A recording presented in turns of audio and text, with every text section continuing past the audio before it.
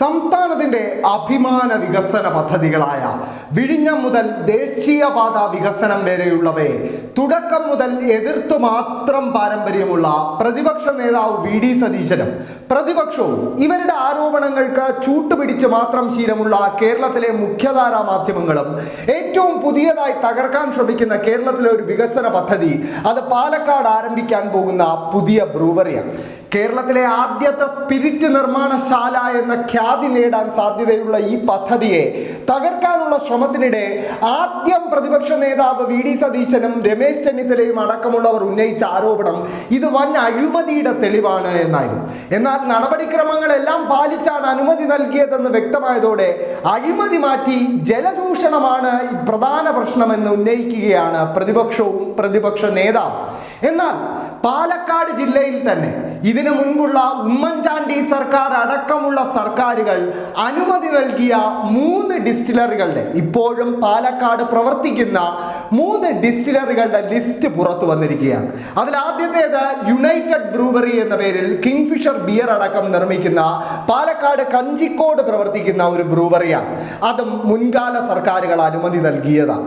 അതിനു പുറമെ പാലക്കാട് അട്ടപ്പള്ളത്ത് അമൃത് ഡിസ്റ്റിലറീസിന്റെ ഒരു ഡിസ്റ്റിലറി പ്രവർത്തിക്കുന്നുണ്ട്. ഇതിനും പുറമെ പാലക്കാട് പാമ്പാടിയിൽ SDF ഡിസ്റ്റിലറി എന്ന പേരിൽ ഒരു ഡിസ്റ്റിലറിയും പ്രവർത്തിക്കുന്നുണ്ട്. ഇതിനെല്ലാം അനുമതി കൊടുക്കുമ്പോൾ ഇല്ലാതിരുന്ന ജലക്ഷാമം എന്ന പ്രശ്നം എങ്ങനെയാണ് മലമ്പുഴ ഡാമിൽ നിന്നും ജലം സ്വീകരിക്കാൻ ഉദ്ദേശിക്കുന്ന ഭൂഗർഭജലത്തെ ആശ്രയിച്ചല്ലാത്ത ഒരു പദ്ധതി സൃഷ്ടിക്കുക എന്ന ചോദ്യം ഇപ്പോൾ ഉയരുന്നുണ്ട്. അതോടൊപ്പം ഈ വിവാദം എങ്ങനെയാണ് കേരളത്തിന്റെ ഒരു വികസന പദ്ധതിയെ തകർക്കുന്നത് എന്ന് കൂടി നമുക്ക് വിശദീകരിക്കേണ്ടിയിരിക്കുന്നു. ആദ്യം ഈ ആരോപണവുമായി രമേശ് ചെന്നിത്തല എന്ന നേതാവും പ്രതിപക്ഷ നേതാവ് വി.ഡി. സതീശനും രംഗത്ത് വരുമ്പോൾ അവർ ഉന്നയിച്ച ആരോപണം ഇതിൽ വലിയ അഴിമതിയുണ്ട്, കാരണം ടെൻഡർ വിളിച്ചല്ല ഇത് നൽകിയിരിക്കുന്നത് എന്നായിരുന്നു. ഒരു ഇൻവെസ്റ്റ്മെന്റ് പ്രപ്പോസൽ വരുമ്പോൾ, അതും കോടാനുകോടികളുടെ ഒരു ഇൻവെസ്റ്റ്മെന്റ് പ്രപ്പോസലുമായി ഒരു കമ്പനി സർക്കാരിനെ ഇങ്ങോട്ട് സമീപിക്കുമ്പോൾ എന്താണ് ടെൻഡറിന് അവിടെ പ്രസക്തി എന്നൊരു ചോദ്യം ചോദിക്കാൻ പോലും ഈ മാധ്യമങ്ങളിൽ ഒരാൾ പോലും തയ്യാറായില്ല എന്നത് എടുത്തു പറയേണ്ടിയിരിക്കുന്നു. പ്രതിപക്ഷ നേതാവ് വി.ഡി. സതീശൻ അടക്കമുള്ളവർ കഴിഞ്ഞ ദിവസങ്ങളിൽ നടത്ത വാർത്താ സമ്മേളനത്തിന് പോലും ടെൻഡർ വിളിച്ചിട്ടില്ല എന്ന വിഡ്ഢിത്തം ആവർത്തിച്ച് ഉന്നയിച്ചിട്ടും കേരളത്തിലെ ഒരു മാധ്യമം പോലും അതിനെ ഖണ്ഡിക്കാൻ തയ്യാറായില്ല എന്നത് ഒരു വലിയ വസ്തുതയാണ്. എങ്ങനെയാണ് ഈ മാധ്യമങ്ങൾ കേരളത്തിൽ ആരംഭിക്കാൻ പോകുന്ന ആദ്യത്തെ സ്പിരിറ്റ് നിർമ്മാണശാലയെ തകർക്കാൻ ശ്രമിക്കുന്നത് എന്ന് ഇതിൽ നിന്നും വ്യക്തമാകുന്നുണ്ട്. അതോടൊപ്പം പാലക്കാടിന്റെ MP ആയ കോൺഗ്രസ് നേതാവ് വി.കെ. ശ്രീകണ്ഠൻ കഴിഞ്ഞ ദിവസം ചോദിച്ചത് എന്താണ് കർഷകർക്ക് ഇതുകൊണ്ടുള്ള ഗുണമെന്ന്. വി.കെ. ശ്രീകണ്ഠൻ MP-യുടെ ശ്രദ്ധയ്ക്കായി ഒരു കാര്യം, ഇപ്പോൾ ഒരു ബ്രൂവറിക്ക്, ഒരു ഡിസ്റ്റിലറിക്ക് ആവശ്യം ജലം മാത്രമല്ല, അവർക്ക് ആവശ്യമുള്ള മറ്റൊരു അവശ്യ വസ്തു കൂടിയുണ്ട്. പാലക്കാട് കർഷകർക്ക് ആവശ്യത്തിലേറെ നൽകാൻ കഴിയുന്ന ഒരു വസ്തു നുറുങ്ങരി എന്ന് പറയുന്ന ബ്രോക്കൺ റൈസ്. അത് പാലക്കാട്ടെ കർഷകരിൽ നിന്ന് തന്നെയായിരിക്കും ഈ ബ്രൂവറി എടുക്കാൻ പോകുന്നത്. അപ്പോൾ കർഷകർക്ക് ഈ ബ്രൂവറി കൊണ്ട് എന്ത് ഉപയോഗമെന്ന് ചോദിക്കുന്ന വി.കെ. ശ്രീകണ്ഠൻ MP ബ്രൂവറികളുടെയും ഡിസ്റ്റിലറികളുടെയും പ്രവർത്തനത്തെ പറ്റി ഒരല്പം കൂടി പഠിക്കേണ്ടിയിരിക്കുന്നു എന്ന് പറയേണ്ടിയിരിക്കുന്നു.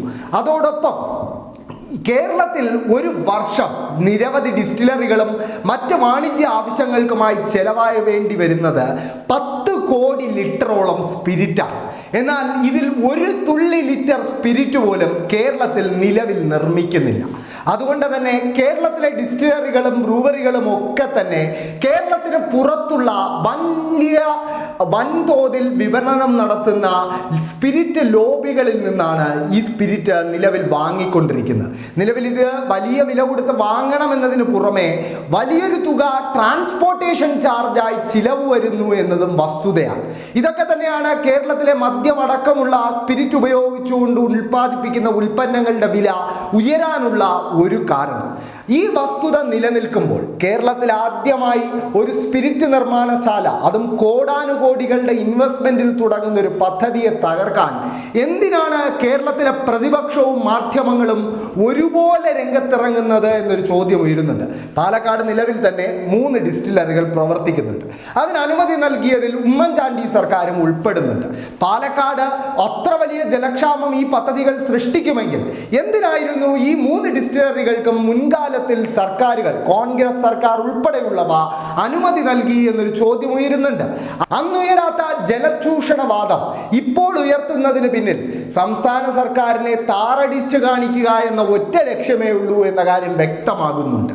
എന്തായാലും സംസ്ഥാനത്തെ വികസന പദ്ധതികളെ തുടക്കം മുതൽ എതിർത്ത മാത്രം പാരമ്പര്യമുള്ള, അത് വിഴിഞ്ഞം പദ്ധതി ആയാലും ദേശീയപാത വികസനമായാലും ഗെയിൽ പൈപ്പ് ലൈൻ ആയാലും തുടക്കം മുതൽ എതിർത്ത് മാത്രം പാരമ്പര്യമുള്ള പ്രതിപക്ഷവും മാധ്യമങ്ങളും ആ പണി തുടരുക തന്നെയാണ് പാലക്കാട് ബ്രൂവറിയുടെ കാര്യത്തിലെന്നും പറയേണ്ടിയിരിക്കുന്നു.